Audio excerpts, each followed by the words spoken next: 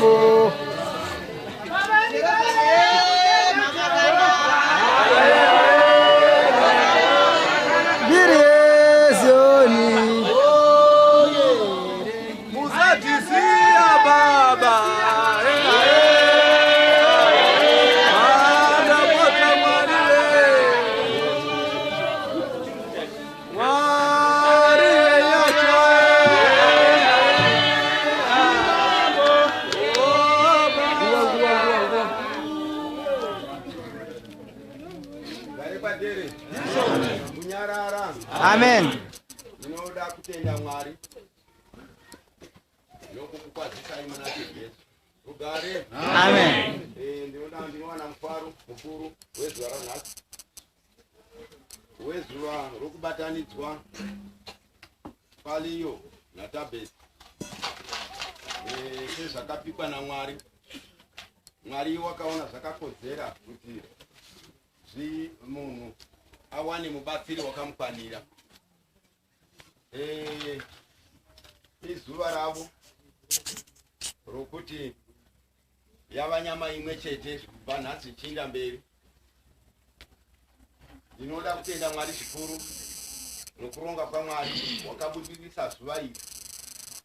Takanga takaronga kuti zuva iri tingange tiri pamutambo sazvino, asi takazviisa kuna Mwari kuti Mwari apindire. Zvino Mwari wakapindira zvikaitika sezvataifunga. Saka ndoda kutenda Mwari zvikuru pachiitiko ichocho chokuti zuva iro rorasvika sezvataifunga. Ndisingapedzi nguva, pane zvakawanda zvinoda kuitwa. Mashoko andinoda kutaura ari pana Genesis 2 verse 18. Verengai. Ngerenga 2 number 18 za Genesis. Shoko ripo. Kusikwa kwa vanhu vokutanga nokiswa kwawo munyika. Kusikwa kwa vanhu vokutanga nokiswa kwawo munyika yete. Mumunda wete. Mashoko kuti number 18. Pa 18 verse. Jehovah Mwari akati hazina kunaka kuti munhu agare ari oga. Ndichamuitira mubatsiri wakamukwanira. Dei tatanga kumusoro. Jehovah Mwari wakasika mhuka dzose. Garipadere. Amen. Akadziisa kumunhu. Munhu wakagara nemhuka, asi mhuka idzodzo hadzina kufadza munhu. Mwari wakati ndee akaona munhu asina mufaro, akati zviri nane ndezvokuti ndimuitire mubatsiri wakamukwanira. Jehovah Mwari wakaona kuti zvakanaka kuti ndiitire munhu mubatsiri wakamukwanira. Kwete vabatsiri vakamukwanira, asi mubatsiri wakamukwanira. Garipadere. Amen. Tinogona kusiya mubatsiri wedu wakatikwanira tondotsvaka vamwe. Jehovah Mwari haana mbotaura izvozvo. Pano mubatsiri mumwe chete wakakukwanira, une zvese, haana kuremara. Mwari wakaisa munhu wakamitira mubatsiri wakamukwanira, une zvese, unogona zvose. Ndizvo zvakaitwa naMwari. Garipadere. Asi kuva nomubatsiri wakamukwanira, pane nzira yatinofanira kufamba nayo kuti tizosvika kuti waano mubatsiri wako wakakukwanira. Izvi zvakaitwa naMwari. Garipadere. Kana tikatarira kuti pakaitwa Evha, hapana vamwe vanhu vakanga varipo sezvinotaurwa neBhaibheri, shoko raMwari. Pakaitwa Adhama, pakanga pasina umwe munhu wakanga uripo, vakanga vangori vaviri. Iko zvine zvitogona kurarama nokuti pane vanhu vakawanda vatine tichirarama navo. Pamwe mwana wemusikana anokura ari kuchikoro, kuna vakomana vakawanda. Asi mutambo unoitwa nejaya nemhandara. Amen. Garipadere. Amen. Tiri pamutambo wejaya nemhandara. Zvakaitirwa Adhama, Evha, yakanga iri mhandara. Hapana umwe wakanga ambosangana naye, wakangoona murume wakwe Adhama. Ndizvo zvatofanira kuita wenyangwe tichifamba muvanhu vakawanda. Kana uno mukadzi wako, unongofanira kungoona chiso chomukadzi wako besi, kwete choumwe munhu kuti awi wazonyanyawo. Aiwa, mukadzi wako unofanira kukugutsa. Zvinofanira kuitika kana uchirarama uite zvokuti unongorarama nomukadzi wako muri vaviri. Garipadere. Amen. Kuita sokuti hamuna vamwe vanhu. Ndo zvakada Mwari. Muri 13 verse 4 vaHebheru. 13 number 4 za Hebrew. Sero shoko ripo. Mashoko kumisida kurayira. Mashoko okupedzisira okurayira. pane nzira, pane tsika dzokuti kana vanhu vakubatanidzwa vanenge vakadii uye vanenge vakaita sei. Vashokoti kuti Achoko pa 4 number. wo Kuwanana ngakukudzwe navanhu vose. kuwanana ngakukudzwe navanhu vose Nhonga kuva nemhosva. nenhoo ngairege kuva nemhosva. Kuti Mwari uchatongesa mhombwe uye nevanofeva. Ibasa raMwari rokuzotongesa munhu anofeva. Ibasa raMwari rokuzotongesa munhu ari emhombwe. Izvo zvaZvaMwari izvo. Ini ndinoda kukudza Mwari zvikuru nokuti kana zvinzi kuwanana ngakudzwe navanhu vose ndozvimashiro tiripo. Gare kwatere. Amen. Hapana wakamboita kuwana mhomho yakadai mwana wamunhu wamitiswa. Kuti wamitiswa mwana wamunhu wamitiswa une mimba yasingazivi kuti ndeyani. Kwakuunganidza vanhu vakadai hazviwanikwi. Asi kana aroorwa zvakanaka, munhu waroorwa zvakanaka ndiye anounganirwa sezvizvi. Saka ndo tarisiro yatinayo. Gare kwatere. Amen. Ndo tarisiro yatinayo kuvana vanokura kubva kuvasikana kubva kuvakomana. Tanzwa mangwanani tatidzidziswa nezvaRabheka kuti Rabheka akaisirwa ringi mumaoko. Zvakazoonekwa nehazanzi yake kuti hazanzi yangu yaane ringi. Pano munhu waataura naye. Vamwe vanopuwa ringi yemimba. Vamwe vanopuwa ringi yemuviri wavo. Unobvukutwa kuita machira. Kuwachwa muviri unoti bvukutu. Asi uyu wakapuwa ringi yomumaoko. Umwe unoona sokutoti kana ndikagara nomukomana wangu ndo zvataridza kuti tadanana. Aiwa, hazvisizvo. Nokuti pano ngokuziva wototi uya indavo uya wakanyoreka uya.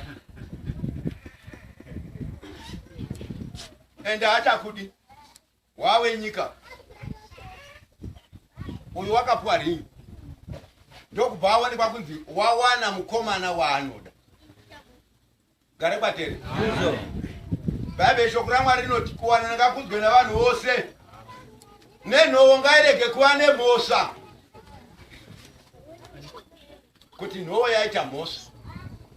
Kuti murume mukomana anosangana nomukadzi wake woona kuti hayi hazvina kumira zvakanaka. Iyi pataita mhosva. Bhaibheri shoko raMwari rinotenda kuti ngaarambwe.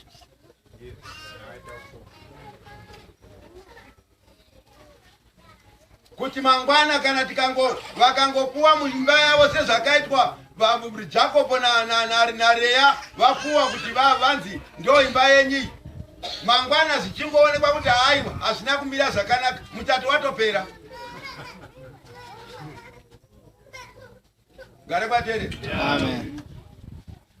Mutemo waMwari ndotsika dzamaroorere kuti vanhu vaMwari vanofanirwa kuti varoorere tsika dzakanaka zvinokudzisa shoko raMwari. Saka nguva ino ndinoda kutenda zvikuru vana vakateerera kusvikira nguva ino vaunganidza vanhu. Ini ndinoda kutenda Mwari nokuti hazisi njere dzamadzibaba, hazisi njere dzavadzidzisi. Injere dzaMwari wakapinda akadzidzisa sezvaakataura. Wakataura pa6 vhesi rokwa 45 kana ndisingakanganisira John. Ndichadzidzisa vose kuti vazive Mwari. Mwari ndiye akavadzidzisa kuti vamuzive. Ndokubva vazvichengeta kusvikira nguva ino. Saka toda kutenda Mwari zvikuru kuti Mwari wakanaka. Iko zvino taapa nguva yokuti tichivabatanidza vachiva murume nomukadzi kana kuti ichiva nyama imwe chete. Gare kwatere. Amen. Zvino ndisati ndaenda mberi, ini pabvunzwa samukuru, ini ndingabvunzawo baba vomwana nokuti panogona kuitwa chitsotsi. Baba vanogona kuzvipupurirawo vega kuti haiwa zinofanwa kuindirira mberi takawirirana. Gare kwatere. Amen. Tizozida kusira kuna baba kuti zvatakaunganira zvinezvi tinowirirana.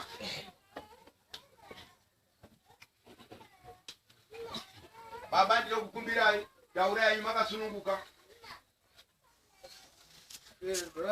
Amen. Ndinofara kuitika pazvino anofanda sei. Tendera ndakatendera. Amen. Ende tinenge tikufambidzira muzvakanaka. Amen.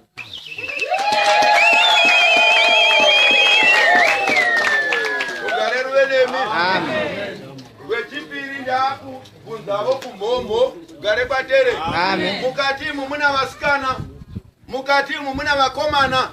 Ndinoda kuti wakambonyengwa nariyo akasiiwa nariyo kuti haiwa handichakudi ngasumudze ruoko muchatotokona izvozvi. Kuti iyo ndokuti iko zvino kana wakambonyengwa akarambwaka ndinoda kutobuda kuti ndondomuruma here munhu uri mumubude Utori nevanga. saka ngavataure vakasununguka.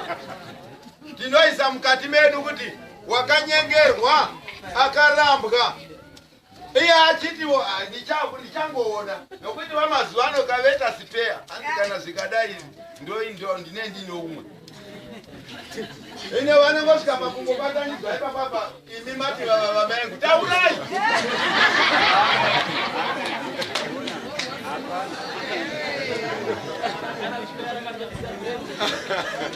navasikanawo navakomanawo unogona kutoa unoona umwe wongochema kuti watosorwa pane pambeta chiusere izvo misodzi yochemera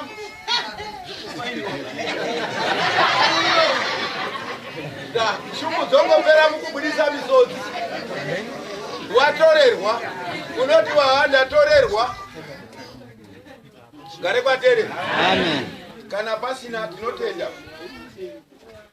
chikamu chatinoisa mukati medu kuti kana vanhu vakafamba zvakanaka zvinokudzisa shoko raMwari. Zvinorumbidzisa shoko raMwari. Shoko raMwari rinoenderera mberi. Saka ndoda kutenda zvikuru kana vana ava vakangotaurirana vakawirirana kusvikira nguva ino. Tichidzwa mashoko akawanda mangwanani tadzwa kuvave chiverenga marato unogona kunyengera. Ndo mashoko andachibvunza kuti unogona kunyengera. Hino iko zvinezvi ndakubvunzawo leo una tabetu iko zvinotovabatanidza. Unoona iko zvino pakapinda mhepo yakakura. Gare kwatere. Amen. Tikavapa mari nhasi tabetu wotomukawatondoda kuenda kusauti undohodha unondosangana navanhu variko ikoko ende munoona zvazvinoita. Umwe unoti kana kaona musikana kana mukadzi wakanaka mari inongobudiswa yakaita jumba aiko zvino inoshupa mari yacho inongobudiswa kuti unoda kutenga unongoda kungoti iwe uone.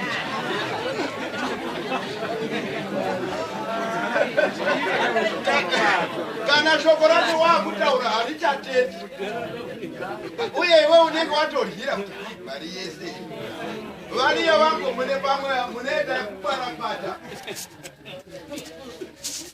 uye zvinohodwa zvacho wouya munobata kwamakandogodha kwakanyoreka izvo vasangana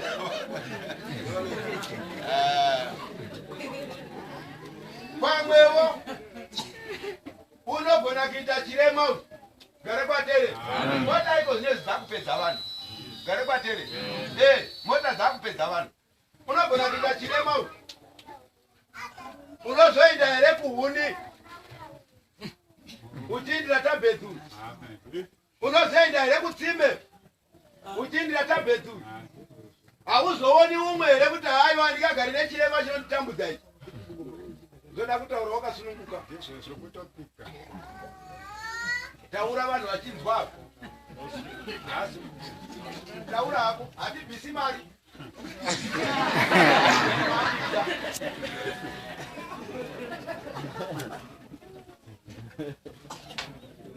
Amen.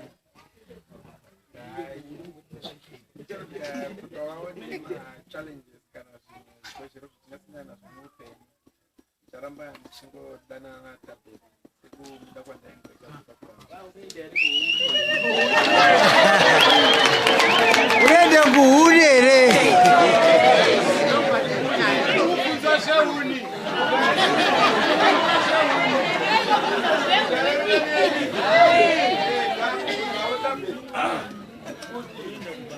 murume wako vanoenda mumabasa mavanenge vachinda vamwe vanotosorwa nezvinongokwiditika mesa opofumarai haachaoni unozotenda here kubata mudozo kuti makagara panapa nokuti hapana chine chichaita nyangwe basa charo nese ritafambi zvakanaka handiti mune muchipati kana nyangwe kumunda kota ngatiinde kumunda mai mwana maenda mumunda uya monotanga kuimba jaroza ndo madzidzirwo atakaita monamata mosumuka mosakura ino ava baba ara ofu havachaoni iye ukaona munhu wabofu maryira anecha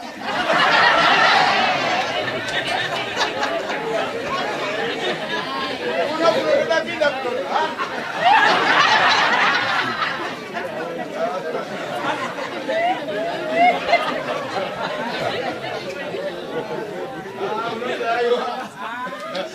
regai ndizvisiye unozodii ndoda kuti utaure pachena nekuti unoremara urema hunombouya zvine zvichida kungoedzwa mwoyo wako kuti wakarevesa here uri panapa kuti uyu wamurume wangu nokusingaperi unozodii murume wako unoita chirema uyu unodii vari mubure vanogona kutaura vanotaura taura hako akasununguka amen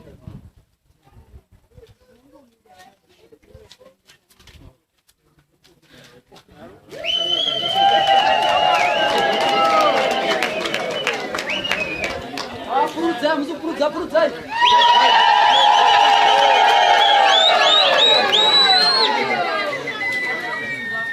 Kwai ndinongomuda akadaro ndazadzisa.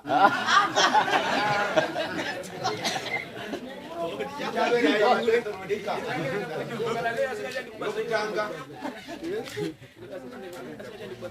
ovhesi nokwatu verenga inokasira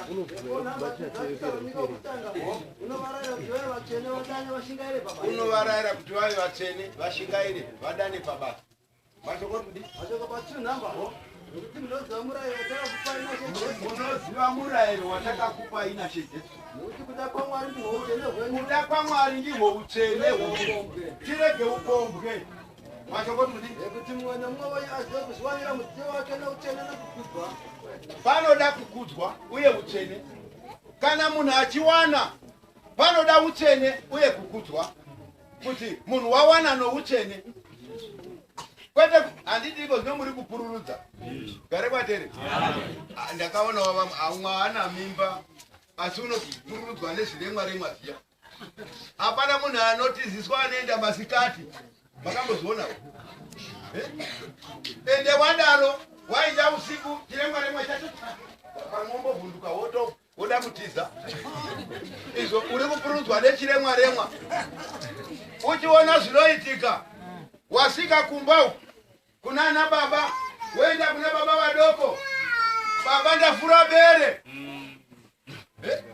hai ndafura bere kwinzwa bere munozvida vere handi kuwana ngakuitwe noutsvene uye kukudzwa hino zvonzi ndafura bere iwe undundu handiri bere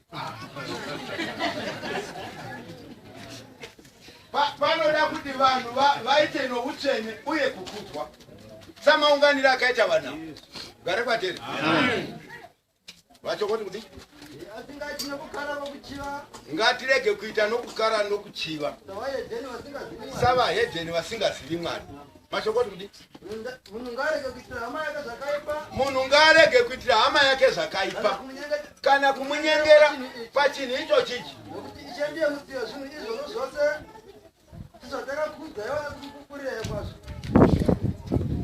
gare kwateri 24:64 Genesis kana tanyengerana tikaita zvakaipa tikapurudzwa nezviremwa remwa Mwari uchatsiva. Kuwanana kunongoda utsvene. Ameno vakatiziswa kuti Mwari uchadii nokuti hanzi Mwari ndiye achatonga. Ndini ndataura here.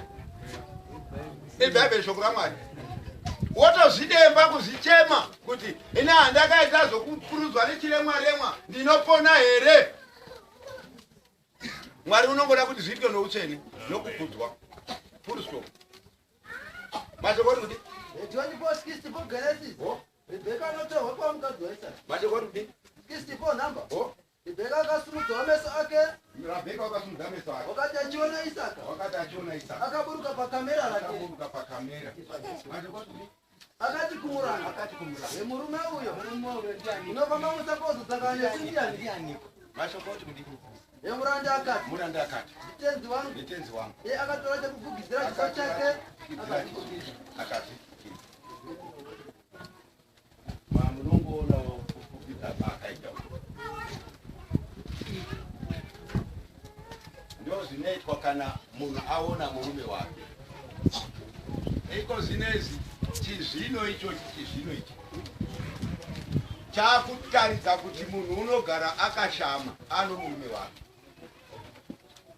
Asi kana kaona mufundisi wakusvika unotora napukeni rine svina wesa mumusoro ukunoziva kuti mukadzi ofanira kugara ane. Asi ano murume wakwe mufundisi anogara akadii. Dambudziko randakaona rokuti munhu agare akashama kugadzira mavhudzi aya anogadzirwa. Ino kana agadzirwa anoda kuonekwa. Gara patere. Hapana chinhu chinogadzirwa chonzi ngatigare chakafukidzwa. Kuti vaone kuti manhasi mai ninge amadhiredzere. Iye ukaona ukana akatembere kudai kutodai kuita sekuti muri kudai. Ndakaona namwene wakasengeza. Iwe akati rododo mamisika emabhizaya rododo.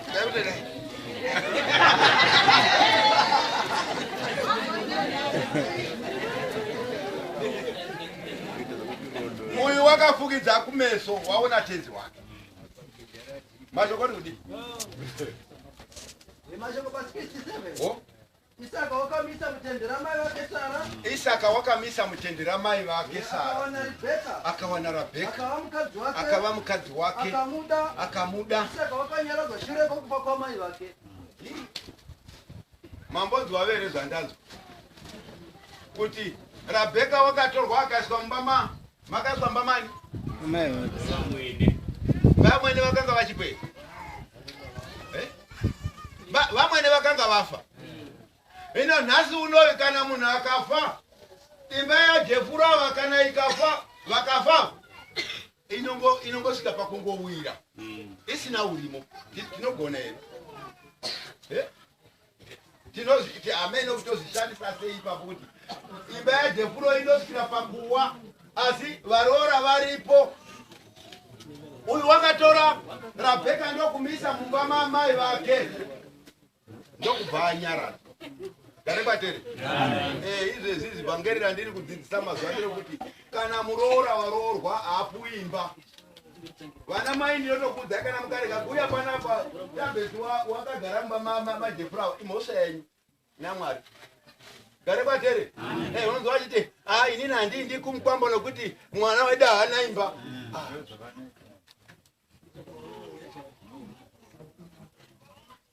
Uyu wakatorwa akaiswa mumba mamai vake. Ndokubva Isaka wanyaradzwa. Gare kwatere. Yapera.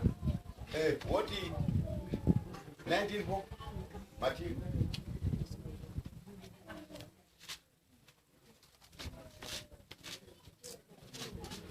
Nechi number 4 Matthew. Kurambana komurume nomukadzi. Namba. Akapindura akati. Hamuna kurava here? Imimi hamuna kurava here. Uyo wakavasika pakutanga. Kuti uyo wakavasika pakutanga. Wakavaita murume nomukadzi. Papa imete. akati nokuda kwa izvozvo murume uchasiya baba vake namai vake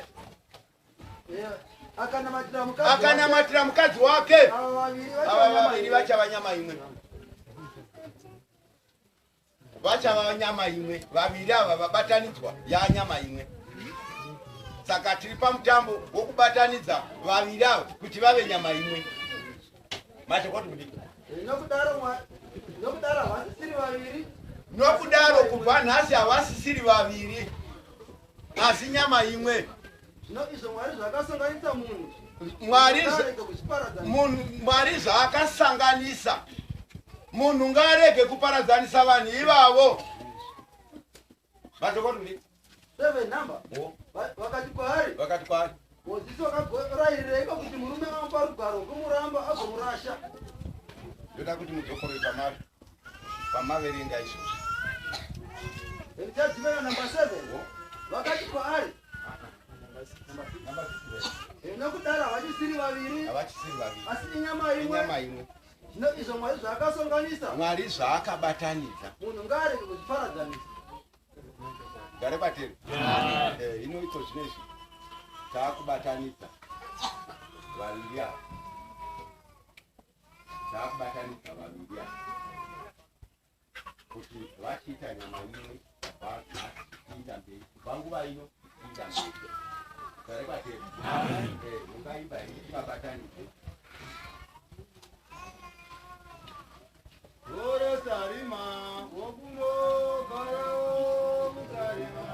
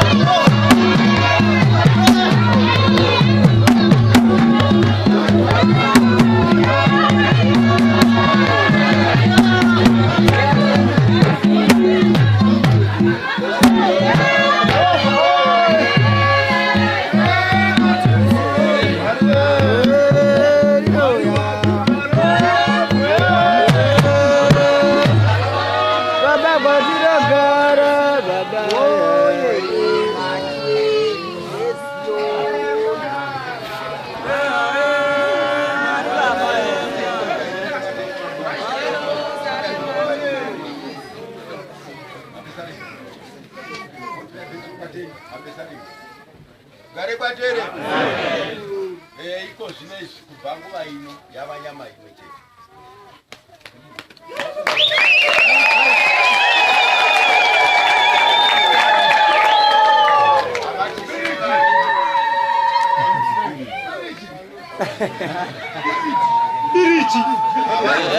Irichi ya nyama imwe. Mwari zvaasanganyisa. Kamarege kuwana munhu anozvitorera mhosva kuti aparadzanise vanhu vabatanidzwa yokuti unogona kungoparadza zvakabatanidzwa naMwari makuhwa umwe unongona achikwaemu pamwe kugara ikobhuya muroora wenyu hazokwadi ameno takaona nokupurudzirwa tikati tavigirwa ngiyosi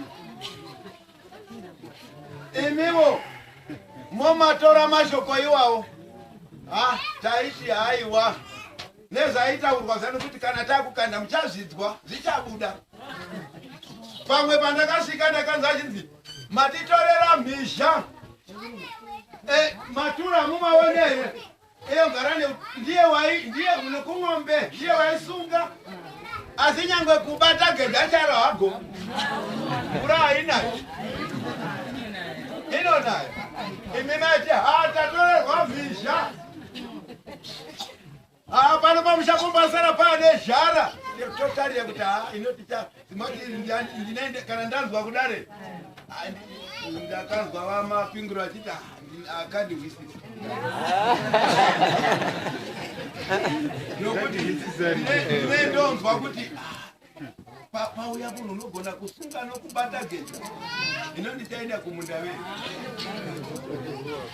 ukaona ndoti ndundundu nemwundu ini zvesamazuva nawa mwongo yacho hameno kuti hamuchina tinodyawo kungoti akangoti tizise kudai unoona jata kutotevera gedha iro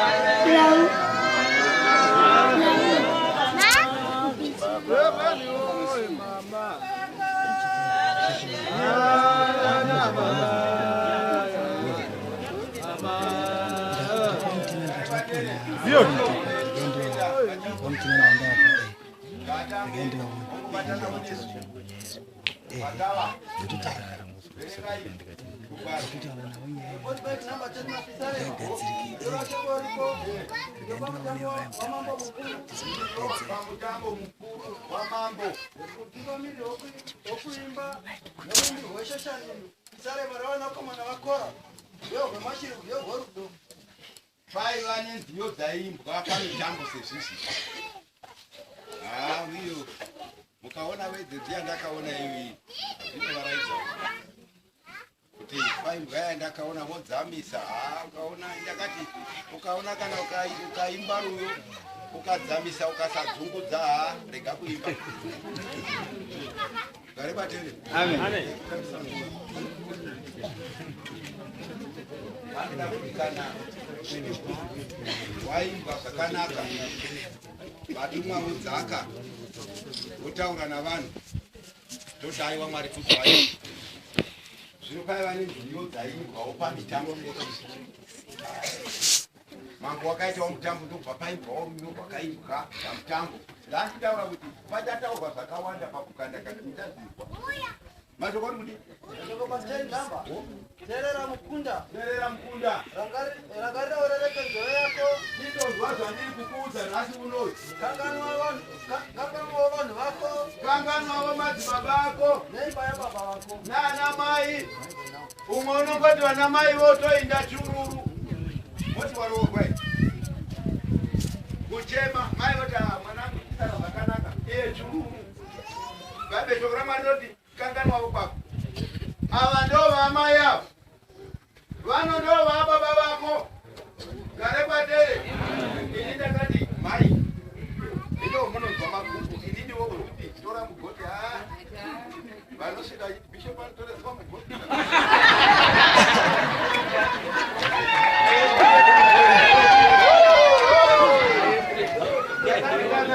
Nikaona mwana waroora akati ndoda imba yake. Isu tinongosumuka tese togara imo mumatso imo.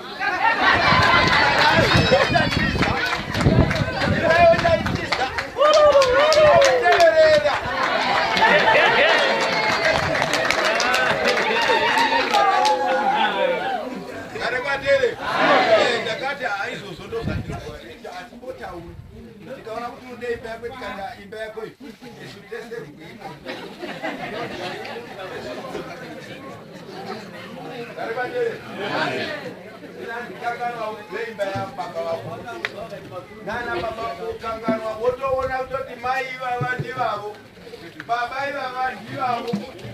Mazokoti kuti 11 years. Uyu uchafara kuti haiwa ndakawana mukadzi wakanaka. Uyu ndiye she wako. Namata kwaari. Mazokoti kuti handi mukunda wetire uchauya nechipo.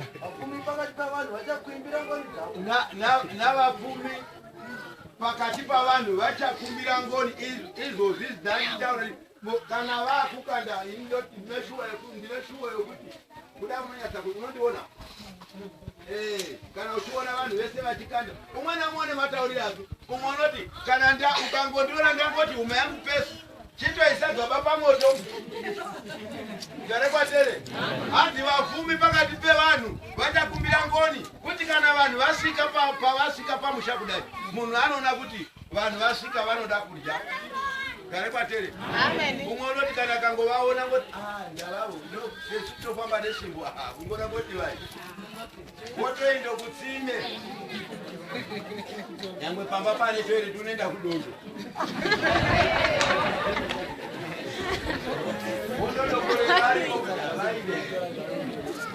Inoti muchaimba muchido unonamata mega mukasimuka mukaimba. Gare kwatere. Vachabvisa zvipo vachikumbire nyasha oni. Babe shoko raMwari roti musakanganwa kuitira vanhu rudo nokuti vachidaro mwakagarisa vatumwa mumba vasingazivi. Saka iko zvino yanguva yezvipo. Ndinoisiya kuna Master Serumu. Ugare.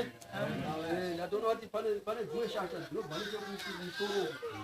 Dzina mari dzakutokazira pakangoimba. Painakidza kucha. Hakuna manje, hakuna kuimba pana pasina mari. Pane dzimwe dzichaya dzabva dzakadai hadzina mari shasha dzinoziva mazvari kwakavhara.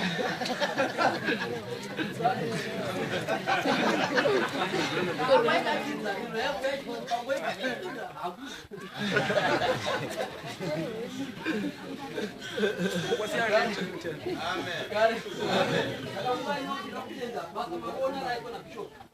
Iri ndo bepa rekupedzisira rinopuwa munhu kana aita nezvezvinhu. Kana vanawo mukazoona vakazoresha kufamba vakazorambana, hakuna koti inodarika izvi. Vachatongwa naMwari nokuti vazvita pamberi pevanhu. Vanhu vese vachipupura ndimi vana Mwari, ndimi muchazenge mamira muchipupura kuti shuwa vanhu vatakavaona. Kana anenge achizomira achivarambanisa